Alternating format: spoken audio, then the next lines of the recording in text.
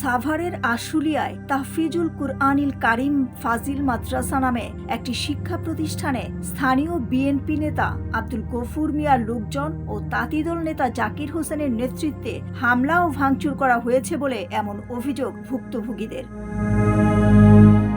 গত সোমবার সকালে আশুলিয়ার শ্রীপুর এলাকায় শিক্ষা প্রতিষ্ঠানটিতে এ হামলা ও ভাঙচুরের ঘটনা ঘটে। পরে খবর পেয়ে ঘটনাস্থল পরিদর্শন করে পুলিশ ও যৌথ বাহিনীর সদস্যরা, তবে কোনো হতাহতের ঘটনা ঘটেনি। প্রত্যক্ষদর্শীরা জানান, হামলার সময় ছাত্র ও শিক্ষকদের মধ্যে আতঙ্ক ছড়িয়ে পড়ে। অনেকেই ভয়ে পাশের কক্ষে আশ্রয় নেয়। ঘটনার পর থেকে এলাকায় থমথমে পরিস্থিতি বিরাজ করছে। তাদের অভিযোগ, রাজনৈতিক প্রভাব খাটিয়ে ধর্মীয় শিক্ষা প্রতিষ্ঠানে ন্যাক্কারজনক হামলা করা হয়েছে, তা মোটেও ঠিক হয়নি। আমরা এ ধরনের ঘটনার তীব্র নিন্দা জানাই। তো এই 2 দিন পর এই মাদ্রাসায় এরকম সন্ত্রাসী হামলা চলে, কারণ আমাদের ছেলে মেয়ে পড়ে এই মাদ্রাসায়। আমার ছেলে মেয়েদের নিরাপত্তা কি?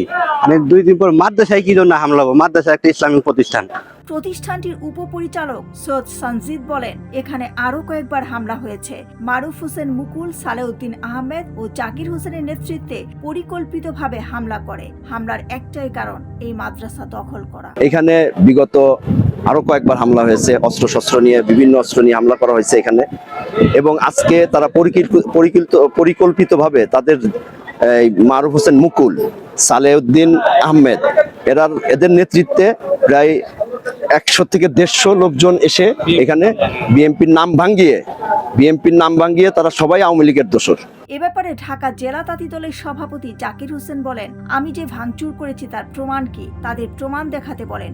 ঘটনা যখন ঘটে তখন আমি সৈয়দ আশরাফের ভাতিজার সাথে গ্যাঞ্জাম হয়েছে ওদের পক্ষ বাইরের সাথে, তা আমি জানি না। তাহলে আমি ঘটনার সাথে কিভাবে জড়িত ছিলাম বলেন। তাদেরকে বলেন কি যে আপনারা যে তার বিরুদ্ধে, জাকির ভাইয়ের বিরুদ্ধে অভিযুক্ত দাঁড় করাচ্ছেন, এটা প্রমাণ কি?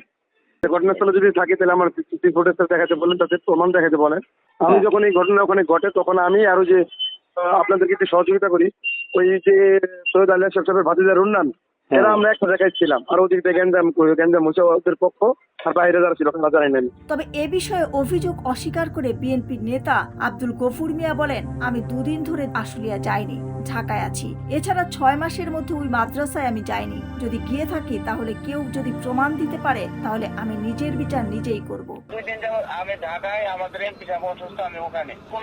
যদি কেউ প্রমাণ করতে পারে যে আমি 6 মাসের মধ্যে ওই মাদ্রাসার ধারে কাছে গেছি, তাহলে আমার বিচার আমি নিজেই করব। এ বিষয়ে আশুলিয়া থানার ভারপ্রাপ্ত কর্মকর্তা বলেন, এ ঘটনায় এখন পর্যন্ত কোনো অভিযোগ হয়নি, তবে তদন্ত করে ব্যবস্থা নেওয়া হবে। দিলরুবা খান, ন্যাশনাল ডেস্ক, সোনালী নিউজ।